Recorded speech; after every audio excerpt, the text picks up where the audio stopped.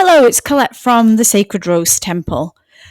I was sat pondering very intensely last night after watching the video of the real Fauci and sat not only in the depth of the controversy around his behaviour and his deep, what I would call satanical fascination with pharmaceuticals that are horrifically toxic for humans, and how he has become like a celebrity, scientist through his work. And when we look at the history of his work, how horrific it's been with regards to, killing lots of AIDS victims with the treatment that he was hell bent on saying wasn't, and also with regards to testing these drugs on children from orphanages and foster homes and children in mental homes. I'm going to say no more about that other than just ask you to watch that video if you feel called. It's on my Facebook page. But what this has struck for me is just this deeper feeling about pharmaceutical and about herbal medication. And someone who practices herbal medicine for her family, we do not take pharmaceuticals. We try to, in all cases, use herbal remedies. The land that we live on is giving us and providing us with all the herbs that we need for our everyday coughs and colds and aches and pains and inflammation and the kind of normal things that people get. Touch wood, we're lucky enough not to have had any serious illnesses, and we're not people who would, protest against the medical system. We believe in the medical system and its uses and how, important it is, but not as the first result. It seems that people have got really complacent. They'd sooner have a magic pill or a vaccine in order to make sure that they're protected rather than, doing the work of being in good health and being constantly aware of what our nutrition is and whether we're getting enough fresh air and exercise, and all that thing takes work. So obviously offered a magic pill. And it's, one of those things that we all tend to want to do because it's easy.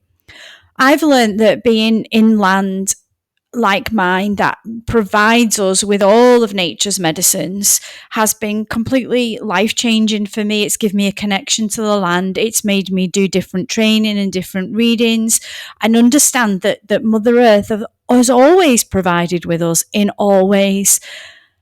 And, we can look at the turn of the century when all the witch hunts, and before that in the 1500s when all the witch hunts were happening, and women who held this really potent medicine were executed for it because of the same political, socio-economic darkness that wants to rein people, produce a population or decrease a population. And so all this has been going on in my psyche over the last, year or so, or maybe 2 years with regards to the pandemic, and how I take the effort and the time to learn my ancestors' ways of looking and taking care of themselves, of how I grow herbs and medicines and know them so that I can use them on my family. And it's been wonderful actually to see how we can use the garden in this way.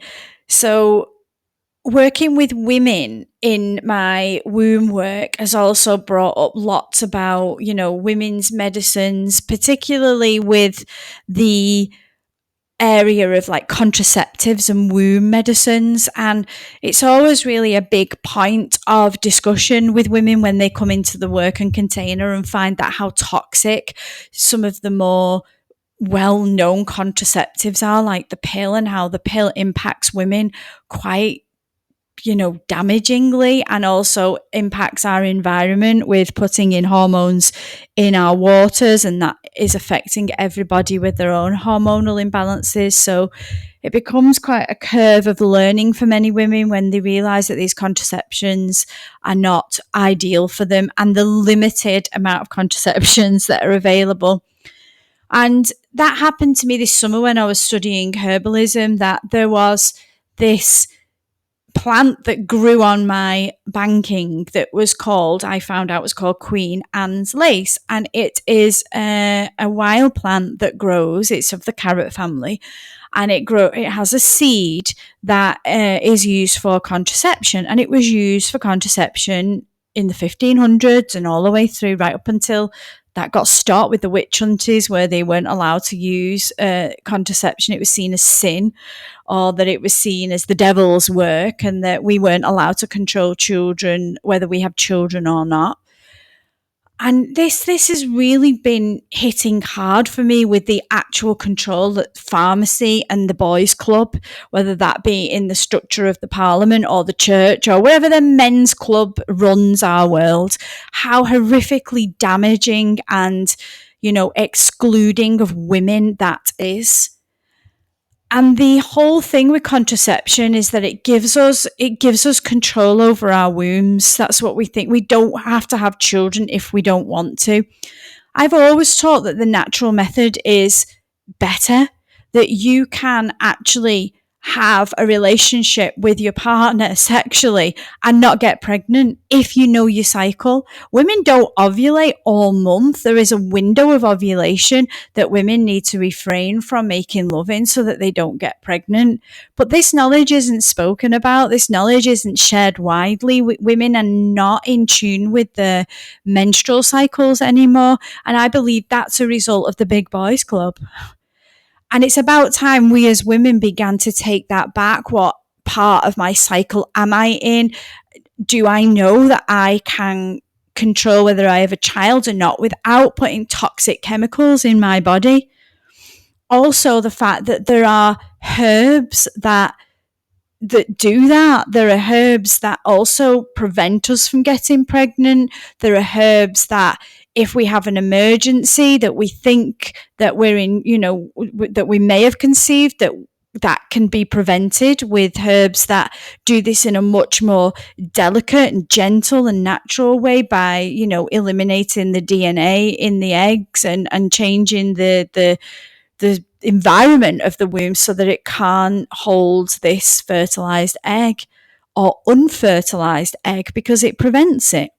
And this is what women were doing in our ancients. This is what our ancestors was doing before it was raped, beaten, and tortured from them. And so while all this musing was going on and I was speaking to my partner about all of this, I had met a woman last year that I'd connected to with regards to a book that she'd written. And lo and behold, when I went on her Facebook page, a new book popped up, and it was called The Vessel: Women, Plants and Contraception. And the wonderful lady that wrote this book is Abrah Anderson, and she works at something called the Green Clinic, a herbal and traditional healing clinic, and that's in Quebec. And this book, I began to read the first chapter, and it blew me away, absolutely blew me away. I sat reading it to my partner in bed, who was absolutely as enthralled as I was about the content, the weaving of the knowledge of the herbs of our ancestors with the stories of women who were forced to be repressed and tortured and abused in all the ways that women have over the centuries, and how the contraception is there in natural form, but history has taken it away from us. And this book is bringing it back. Things that I didn't know, that sage, rosemary and thyme are part of the contraceptives that can prevent fertilization. And I don't want to give too much away with this book, because I actually want you to read it. I in fact advise all women to read this book, that there is like a whole array of herbs out there that can be used for contraception, and connecting with somebody like Abrah would be the next step in, getting advice on how you use these herbs to control your as a contraception. So I wanted to discuss this in detail on a podcast, and then I thought, you know what, I'm going to message her and speak to her and say, will you do a discussion with me? And of course, she answered and said, yes, let's do it. So we will be next week doing a recording all about this fascinating subject. And I will be getting prizing information out of her as much as we can without giving the book away, because she deserves to have this book sold out. This is like a Bible of women's history that was lost. And, it's a deeply emotional journey through this book. It really takes you on a journey through the feminine and how the feminine has lost all her knowledge and magic through the big boys club and through what history had done to us, and how we have forgotten and been frightened and scared and just got complacent now and relied on the boys club to dictate how we control and move our bodies and work with our bodies, particularly our wombs. So I'll repeat that title again. The title of the book is called The Vessel, Women, Plants and Contraception. You can order it. I will put a link under this podcast so that you can get your hands on a copy. And then that would be even more enthralling to join me and Abrah next week when we publish our discussion together. So I just want to leave you all with that thought in mind about your own contraceptive history, or maybe the contraception that you are using now, and how the world of herbs has been completely kept from you. And how even things like when I was discussing the use of Queen's Anne, Abrah's book shares me why that name is not okay to use for it, and to actually call it carrot seed. And I want you to read why that is, because each of those stories of names, like the uterus and the womb itself, is all named after men, and because of things that men did in history.